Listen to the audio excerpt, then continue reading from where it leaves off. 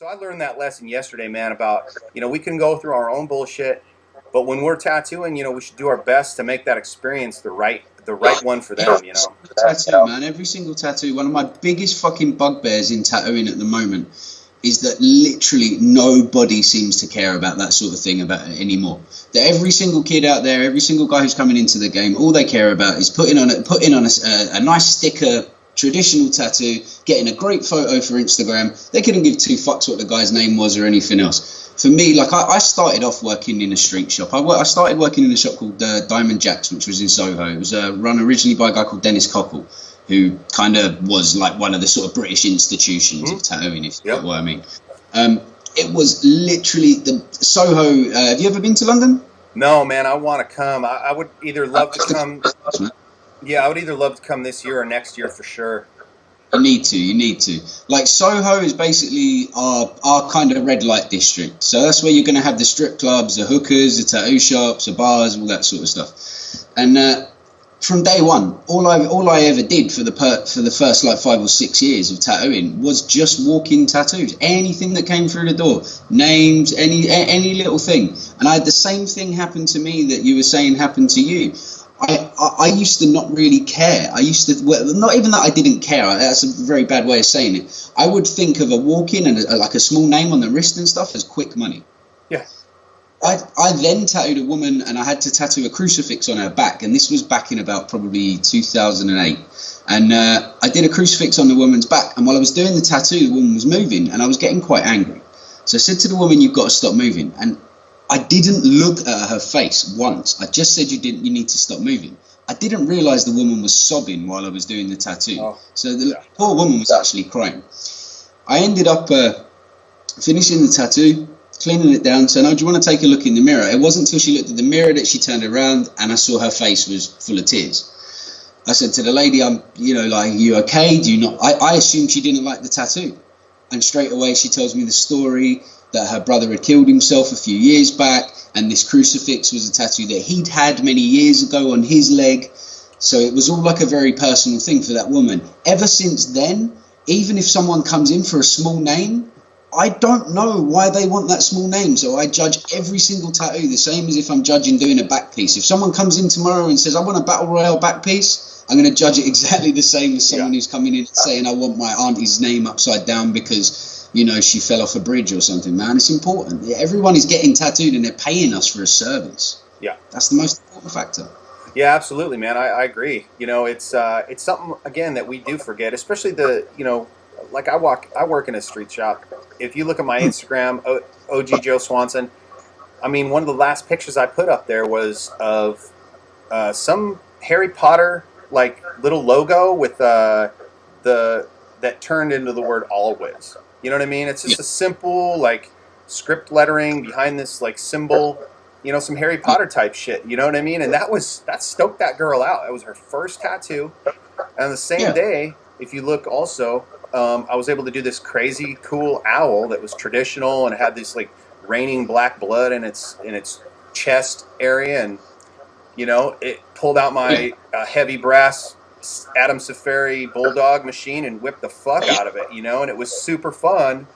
And so I get to do a variety, but even those ones that are, like you said, those little names, the little symbols, that thing that's going to take you, longer to set your station up and tear your station down than to actually tattoo it, it may mean the world to that person. And, like I said, it sounds kind of hokey, but And everybody gets in. I'm all for just getting tattoos to get tattooed, and have a cool ass skull on you, or, but still, I'm getting that shit because I think it looks badass. It still means something to me. It's still marking. At the end of the day, we've all got a reason for doing it, and I agree completely. There's two sides to it. I've never been that guy.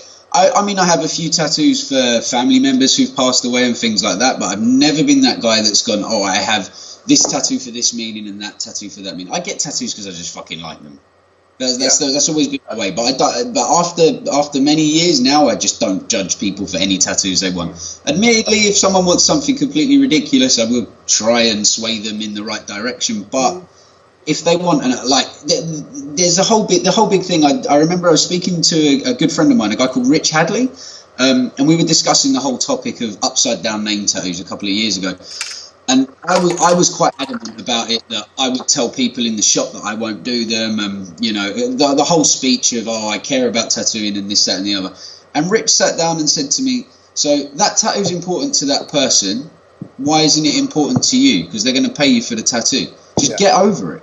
At the end of the day, the years are moving. Things are moving quicker and quicker. We can't just keep sitting here and saying it's old hat. It's not. And as much as I wish it was, it's not. And we have to fucking accommodate. Otherwise, Joe Bloggs down the road is only going to do the same tattoo you were going to do. He's going to take the money. And chances are, it might not be a very nice tattoo because there's a lot of bad shops opening up around the areas. So yeah, absolutely. I learned that, myself. And that tattoo ain't upside down when they're high-fiving.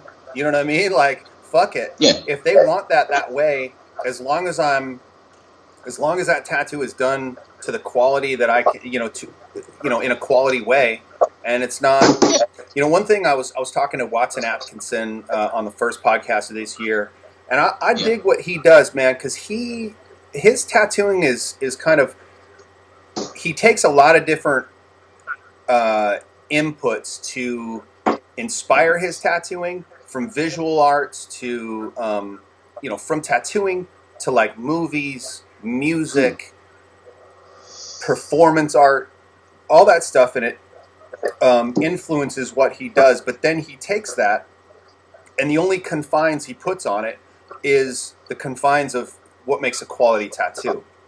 Yeah. You know what I mean? So he uses the full spectrum of creative, process and art. And some things that people might not even think is art, and then he just wraps it around what, things that need to be in a quality tattoo, spatially thinking about, how this thing is going to age and what the shading's going to do, what the lines are going to do, these empty spaces, all that. Any factors, there are parts of the tattooing that are never going to change. The actual parts that are always going to be important, yeah. Mm-hmm. I think it's perfect sense. I like that. I like that approach. I like that. And so even if you're doing this upside down name, or you're doing this, kind of painterly flower or whatever it is, as long as you're putting these elements of, some heavier darks in it that are gonna age better, that when the red or the yellow or whatever orange you're putting in fades out in the next 10 years, you still have the structure of that shading, and you still have the structure of that color. The deeper colors that are going to I still see that's a plumeria, or I still see that's a hibiscus, or whatever it is, So I like that. I like that approach, and I think that's, good to look outside of tattooing. I've been doing that more and more. Educated approach to like modern tattooing, if you know what I mean. It's like it's not an ignorant approach to it. Like my main thing is, if you're going to do an upside down name, and you're going to do it half-assed, and you're going to do a name the right way around, and you're going to do it properly, why can't you do it right upside down? Yeah, that's my thing. It's just do it right. At the end of the day, if that person spends £100 for something the right way, the wrong way, in their fucking armpit, on their eyelid, whatever, that's what they're paying for, and that's what they want. Right. And you know what? most of the time I'll explain to people if they're going to get something. My biggest thing is tattooing people in visible spots, like on their hand if they're 18, or on their neck, or on their face. And I don't agree with that. I never tattoo kids. I don't tattoo kids on visible areas, man. That's I've never been a big fan of that, and even in this day and age, it's not on. At the end of the day, when I was 18, I didn't know what I was fucking doing. I wasn't a tattooist when I was 18. You don't know where you're going in life at that age. Yeah, that's that. You're starting to learn about yourself, Right. I take those on a case-by-case basis, because I've tattooed an 18-year-old girl right on her hand with the same tattoo that her mom got. And I explained to both her mom and her that, hey, you're in a spot where you're just moving into adulthood, and you don't know exactly, your career's not established, you may or may not, want this in 2 to 3 years when you pick a career. And 100%, I believe that you will be judged for that tattoo on your hand in a negative way by some people. So as long as you and your mom and everybody here is okay with that, and you know what you're getting into going into it. Same with finger tattoos that aren't going to heal that good, side of the finger shit, palm shit. As long as you know what you're getting going into it, so you're not going to come back and be pissed at me. I'll do it the best I can. I think the most important thing is people know the consequences. You know, like the worst thing, I think the worst mistake I ever made was I did. I don't know if you guys in the States will know this woman. She was one of them, like, kind of. She was in some pop group and she was on TV a lot. Her name was Cheryl Cole, and she had some horrid tribal down the side of her hand. And it was like a big fad in England for about a year. And an old lady came in, and I mean, I'm not saying like ancient. She was probably like 65, something like that. Yeah. And she wanted the Cheryl Cole tattoo on the side of her hand. And me being an idiot, I didn't explain the whole story of it's going to fade, it's not going to stay, let's not do it. I just did it. Man, I retouched that fucking hand maybe 5 times until the woman was happy, dude, over like 5 or 6 months. It was just stupid. I was taking so much time out of work to do it. And all because I just didn't sit down and explain to the woman, if I do it once, it's going to fade. You know, I just didn't take the time to do that. I was just ignorant in that one split second. And then them little split seconds when you're a tattooist, when you lose that ignorance, you start the tattoo, you start sweating like a bitch. You don't think about what you're doing properly because you're just thinking, I shouldn't be making this fucking tattoo. And then all of a sudden, person walks out of the shop, you take the money, and you're just sitting there waiting for them to come back. It's not good. It's never good, man. Oh, for sure, man. It's I've done that same thing, you know, lettering on the side of the hand and shit, and have to retouch it. And you're just like you said, you're sweating bullets. You're just like, God damn it, why did I fucking do this shit in the first place? You know, like I'm fucking sitting here and trying to like dot this shit in and fucking make it right, and it's fucking not working. You know. No. But whatever, you know, life lesson learned, you know, it is what it is.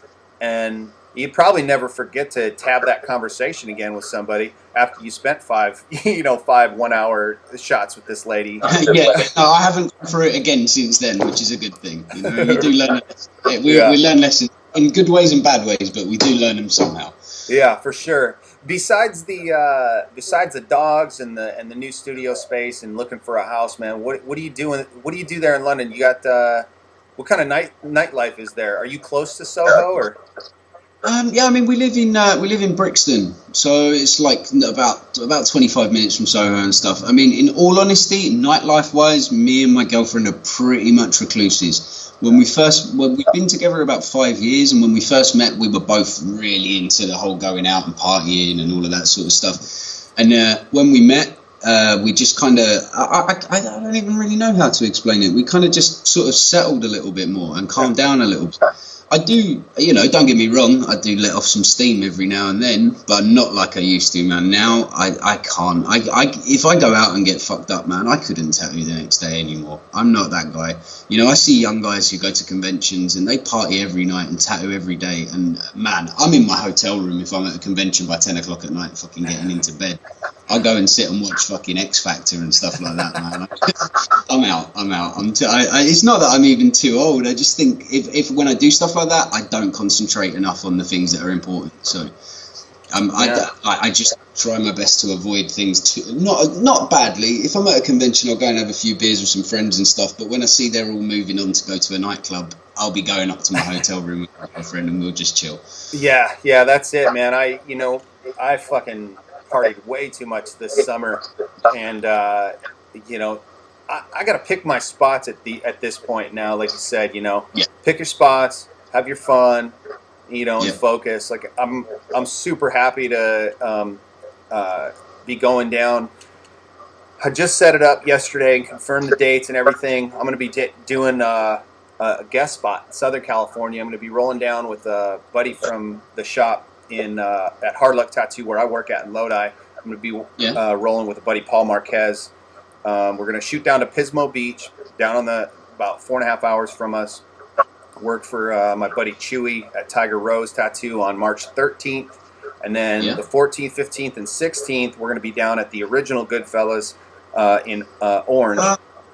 You know, and got hooked up with that through my buddies Steve and Johns and Curtis Gibson from Black Umbrella Art Studio. So they're on kind of a holding pattern to get their shop going in Huntington Beach, and so they've been sitting in at the original Goodfellas and said, "Come on down." So me and myself and Paul Marquez are going to go down there and have a good time. I'm ready to go down there and just learn and be surrounded by some new shit and get re-hyped.